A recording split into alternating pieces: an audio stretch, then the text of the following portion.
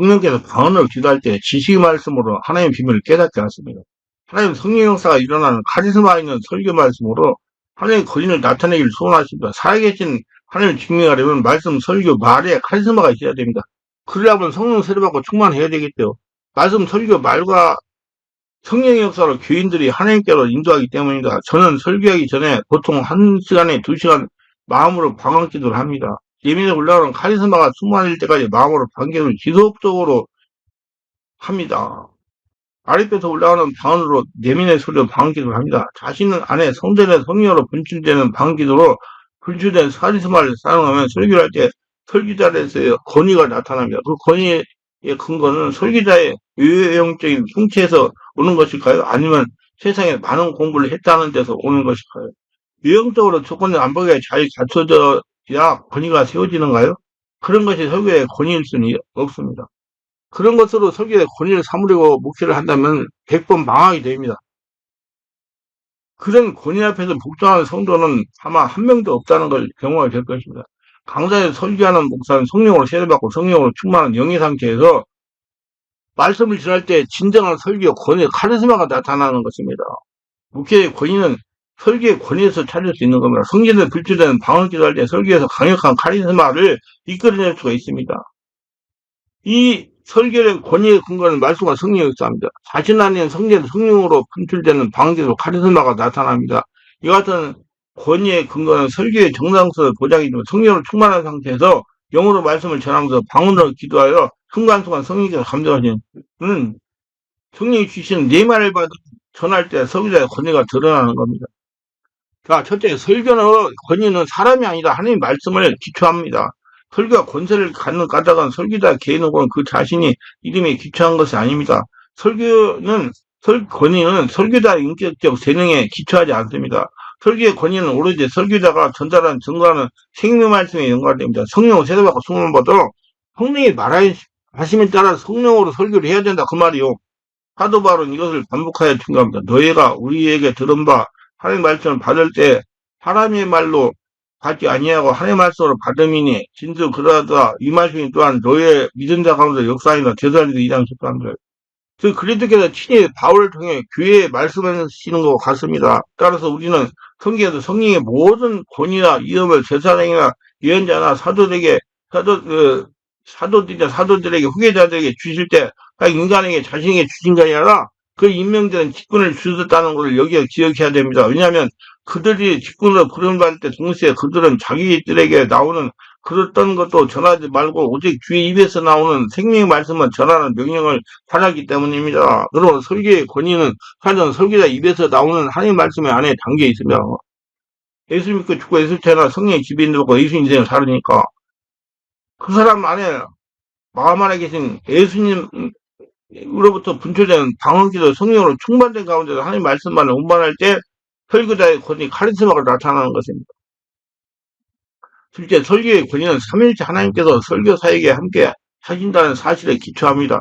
부활하신 그리스도께서 제자들에게 복음을 전파하고 대사명을 주실 때 주님께서 함께 하시겠다는 약속의 말씀을 축복하셨습니다. 둘째다. 내가 세상 끝날까지 너희와 항상 함께 있으라. 마태복음 28장 20절. 사도들의 복음 전파 사역은 인간적 노력과 수고에 그치지 많은 것은 아닙니다. 성령 하나님께서 친히 권능으로 사도들에게 임하셔서 그들의 증인으로 사역을 하겠습니다. 오직 성령이 너에게 말씀은 너희가 권능을 받고 예루살렘과 온 유대와 사마리아 땅까지 이르러 내 증인이 되라 하시라. 사도행 1장 9절. 사도 바울은 성도들의 삶과 더 나아가 복음 전교의 사역이 영적 전쟁임을 명확하게 인식하였습니다. 그리고 그는 에베소 교회 성도들에게 편지하기를 성령의 검 곧 하나님의 말씀을 가지고 마귀를 대적할 뻔해 자신의 복음을 비밀을 담대히 알리도록 성령을 깨어 기도하기를 요청하셨습니다. 성전에 불제된 방언기도 전인격의 지배를 받아 성령이 말하게 하심을 따라 복음을 증거해야 됩니다. 오늘도 연약한 혈육을 가진 설교자가 천국 열대권을 가지고 복음을 담대히 증거할 수 있는 까닭은 설교자가 기도의 보냄을 받았으며 하나님 말씀에 지은 고유한 구원의 능력 그리고 삼위일체 하나님께서 설교사에게 함께 하심을 그 뿌리를 둡니다. 그리고 설교는 오로지 하나님의 말씀을 받아들이는 증거하는 봉사요. 바로 그때 설교의 권위, 카리스마, 권위가 갔습니다. 그때 설교는 천국의 문을 열고 닫는 권세가 일어납니다. 그리고 설교자는 반드시 성령 세례받고 성령 충만하고 성령 인도 지시를 받고 성령이 말하심을 따라 설교를 해야 됩니다. 실제 설교는 예언이다. 설교는 단순히 성경을 해석하고 가르치고 생활에 적용시키는 것이 아닙니다. 설교 예언은 예수님 마음을 전하는 것입니다. 여기서 예수님을 전한다는 것은 단순히 전도나 예수님에 대해 가르치는 것을 의미하는 것이 아닙니다. 실제로 예수님의 마음을 전하고 사랑의 추자인들의 권능을 가지시는 예수님을 전해야 합니다. 카리스마를 전해야 돼요. 현실 문제를 해결하시며 천국을 누리게 하시며 아브라함의 복을 누리며 하늘나라 군사로 살게 하시는 예수님을 전해야 됩니다. 설교자는 예수님의 살아계를 증거하고 사람들을 예수께로 인도하는 것입니다. 설교 통하여 살아서 역사하시는 예수님의 생명을 전하는 겁니다. 메뉴판에 음식을 대신할 수 없는 것처럼 성경이 예수님을 대신할 수 없다. 즉 예수님에 대해 아는 것이 예수님 체험하며 닮아가는 것을 대신할 수 없어요. 따라서 모든 설교 예언은 살아계신 예수님이 증거해야 됩니다. 살아야 생명을 전해야 됩니다. 지금도 초단 쪽 역사하고 계시는 예수님 전해야 돼요. 지금도 성령으로 살아서 역사하시며 현실 문제를 해결하시고 병을 고치고 상한 마음을 치유하시며 귀신을 죽게 하시고 성국을 만드는 예수님을 전해야 됩니다. 예수님 앞에 나오면 모든 문제를 해결받는다는 소망과 믿음을 재현해야 됩니다. 설교는 하나님께서 목회를 통해 생명을 살리려는 하나님의 계시 예언을 전하는 성스러운 업무에 쓰임을 받는 사람입니다. 그렇기 때문에 단순히 성령 세를 받으셔야 돼요. 성령 인도 받아야죠. 목회자가 살아있으면 안 돼요. 자기 죽고 예수로 다시 태어나야 돼요. 어떤 목사님이 저에게 목사님은 예언이 뭐라고 생각하십니까? 하고 물으신 적이 있습니다.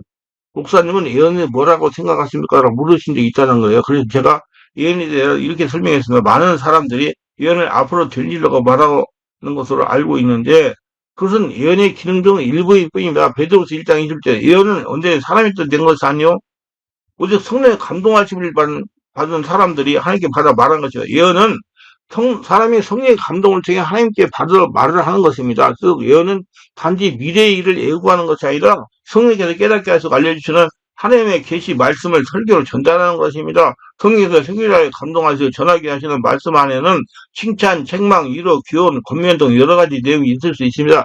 그러나 예언한 자는 사람에게 말해 덕을 세우며 권면을 아니하는 것을 고린도서 10장 3절. 그래서 구약의 예언서들을 보면 미래에 대한 예언뿐 아니라 모든 것이 다 포함되어 있는 것입니다. 그리고 진정한 예언은 성령의 감동하심을 따라 예수님 말씀을 계시를 설교로 전하는 겁니다. 거의 순간순간 바로 전하는 거예요. 구약의 선지자의 예언 중 가장 진수가 되는 건 무엇입니까? 메시아의 예수님에 대한 예언입니다. 예수의 증거는 대언의 영이라 하더라. 요한계시록 19장 10절. 이 구절에 나오는 예수의 증거는 대언의 영이다 하는 부분을 다른 번역본을 보면 현대의 성경은 이렇게 번역합니다. 예수님을 증거하는 것은 다 예언의 영을 받아서 하는 것뿐이니 너는 하나님에게만 경배하리라. 더구나 쉬운 성경은 이 부분을 다음과 같이 이해하기 쉽게 번역했습니다. 이 모든 예언을 하게 하시는 것은 예수님을 더 증언하기 위해서일 것이다. 일 뿐이다.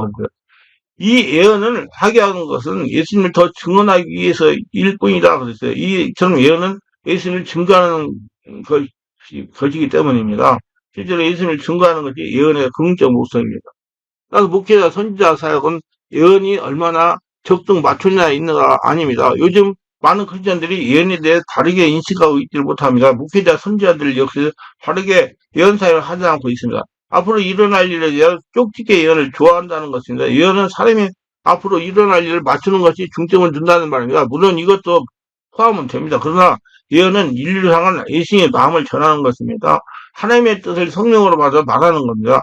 예언 사역, 설교는 도구로 성령의 감동하심을 가운데 얼마나 예수님을 잘 전하고 사람들을 예수님께로 인도하에 따라 평가받게 됩니다. 그렇기 때문에 설교를 하시는 목사님들, 선지자는 예수님께서 어떤 분인가 바르게 알고 전해야 되며 성령의 임재 가운데 영적인 상태에서 설교를 해야 됩니다. 그럼 반드시 성령 세를 받아야겠죠. 성령의 지배 가운데 성령이 말하기 전에 따라 말해야 되니까. 그래야 대상자가 예언의 말씀을 듣고 예수를 영접하게 되는 거죠.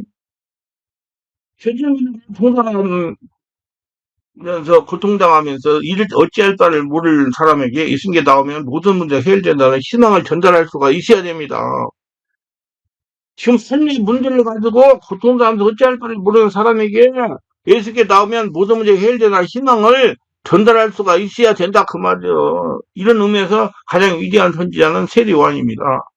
그는 여자가 낳은 자 중에 가장 큰 자여 선지자에 대표된 엘리야 10년과 능력으로 온 선지자였습니다. 그런데도 개인 예언을 거의 하지 않았어요. 그는 오로지 예수님을 증거했습니다. 심지어 자신의 제사를 맞아 예수께로 떠나보냈습니다. 이것이 바로 최고의 사역입니다. 주님은 모든 사역자들이 세례 요한처럼 되기를 원합니다. 우리가 알아야 할 것은 비단, 예언, 설교, 선지자뿐만 아니라 사도의 복음을 전하는 자, 그리고 목사와 교사와 같은 기준으로 사역을 평가받게 됩니다. 그리고 설교, 예언을 할 때 얼마나 해석을 정확하게 전달 잘해내가 중요한 것이 아니라 얼마나 예수님을 잘 증거하고 실제로 사람들을 살게 예수님을 만나게 했으며 예수 인격으로 바뀌게 했으며 예수 인격으로 인도했냐가 중요한 것입니다. 시편 23편 푸른 초장과 맑은 시냇 물가로 나오는데 예수님의 곧 푸른 초장이 신만 물가입니다.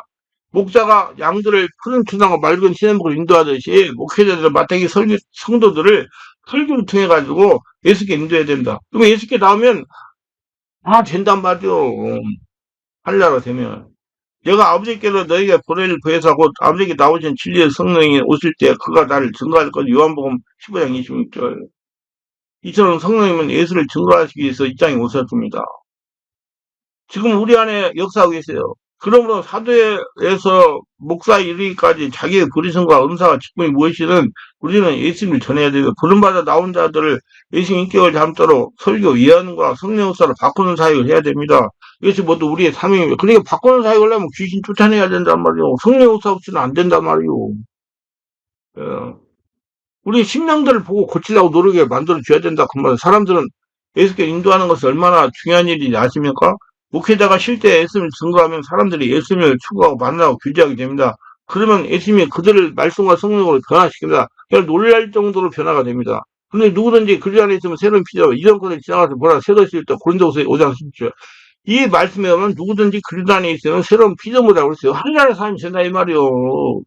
하나님의 주인되고 하나님 인생을 살아가는 하나님의 인생의 주인자가 된다는 얘기. 사람은 누구나 그 안에서 변화됩니다. 다른 복음을 듣고 성령 인도를 받으면 변화되게 되어 있어요. 바꿔지니까 땅에 사람 하늘 사람 바꿔지니까 귀신이 떠나가고 성령의 집에 인도받으니까 그 우리를 예수님 인격으로 변화시키는 건 바로 성령이십니다. 설교자도 방언으로 기도해 성령으로 충만한 것에 말씀을 전해야 되는 거예요. 성령이 깨닫게 하시는 말씀을 전해야 된다. 그래서 바울이 예수님은 우리에게 지혜와 의로움과 거룩함과 구속함이 되신다고 말씀한 겁니다. 따라서 목회자들이 설교를 통해 실제 예수를 증거하고 사람들을 예수께로 이끌어 사람들이 변화되고 지혜로 성장합니다. 예수님께로 바꿔지고 삶이 바꿔지고 그러니까 정말 지금 살아서 천국을 누리고 성도를 변화되게 하려면 설교 예언을 통해서 단순히 성경이 아니라 지금도 살아계시는 예수님을 전해야 된다. 성령이 깨닫게 하시는 말씀을 전해야 된다 그 말이요. 이런 성령이 역사하시는 설교만이 성도들의 삶을 변화시키고 성도를 바꾸고 하늘나라 시민권을 가지고 지금 살아서 천국을 누리게 할 수가 있습니다. 그 안에 귀신이 떠나가는 거예요. 기도합니다. 올 때 저희를 끝까지 시청하시면 축복하시고 구독자 알람 설정 공유하시면 축복하시고 또 성령 세례받고 충만받고 성령이 말하겠다 말함으로써 사람들을 변화시키고 하늘나라 천국으로 살고 삶의 고통으로 어쩔 줄 모르는 사람들이 예수께 나와서 고침받고 해결받고 하나님의 영광을 돌리고 예수의 하나님의 손을 체험하고자 하는 축복의 도구로 다 쓰임받게 하셔서 예수님 이름으로 기도합니다. 아멘.